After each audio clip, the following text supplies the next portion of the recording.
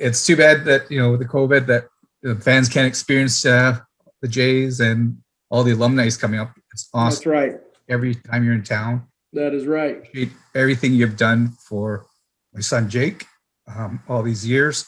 Mm-hmm. And be a super fan of yours, and being able to wear your number as his number, and the support you've given me the last few years as well.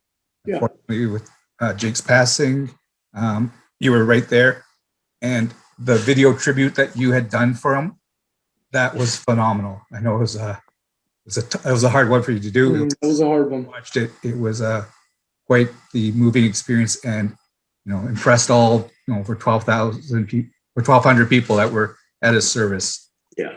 That was a tough one, but that was an honor to be able to do it. That's for sure.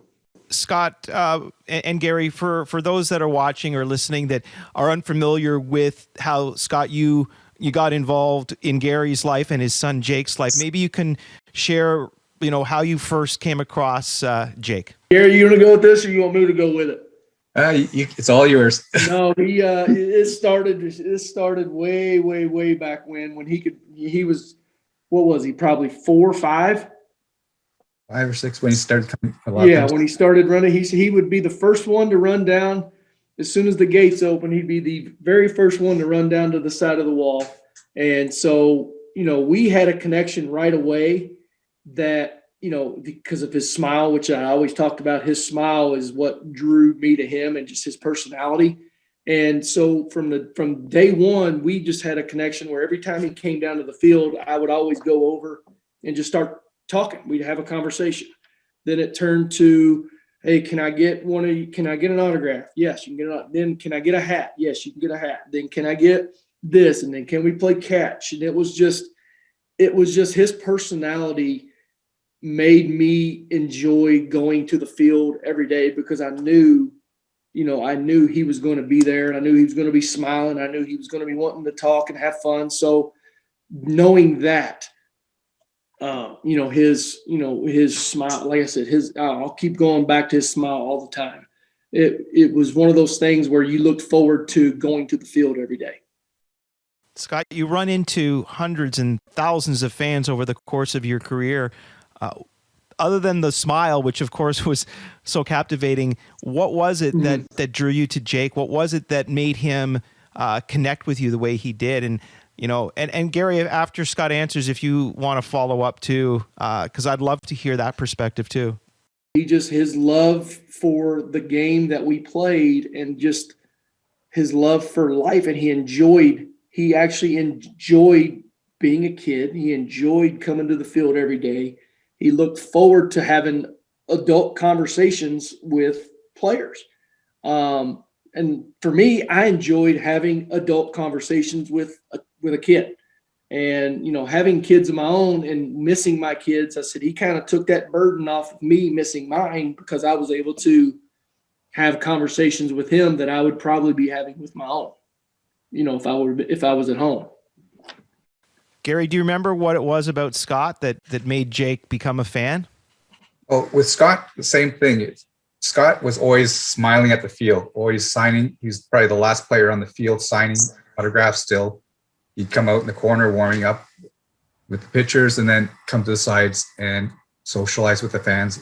And Jake just loved that, and they had that interaction between the two, and it just kept on growing. The seasons. Jake would always be there for every batting practice that he came down to the game. He'd be waiting out the gate, and luckily he gets to run into Scott a lot of times coming into the gate field. So Jake's got lots of pictures with Scott and autographs from Scott. Scott never stopped signing anything that Jake asked him to sign. Yeah. And that's the relationship that they grew over the years. I don't even know if Scott remembers, but he actually gave Jake one of his on-field practice gloves. All of a sudden, he just off and gave it to him. It's like, Jake said, we're just looking in awe. And so it was always in this room in a nice case for him. And even when Scott went to Anaheim, obviously Jake's going to be upset about that. But same thing. Scott was the only pitcher on the field waiting for Jake to come, because he knew that he was going to get those games. And it was, that type of player interaction that you never you want to see more often, and you just don't see it. And that's the kids become a fan. And when Jake started to play rep baseball himself, he took on the number. When he got to choose it, he picked 37, and that's in honor of Scott and just the way Scott worked, his ethics, his being a fan favorite and smiling and just being very humble and personal. And Jake learned that and carried on that throughout his pitching as much as he tried.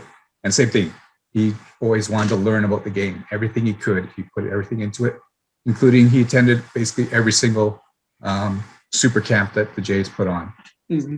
The very first Winterfest, which was very, early on how they were doing it, to the point right to the end, when he could. Unfortunately, he couldn't run into Scott when he was in town because Jake had his own tournament that same weekend. An opportunity, but I was still able to drop off the message to Scott that Jake had written for him. So it was just, and I can't say thank you enough for Scott. All these years, it's just been phenomenal, and creating such a memory that I still carry every day. So thank you, appreciate that. I appreciate it.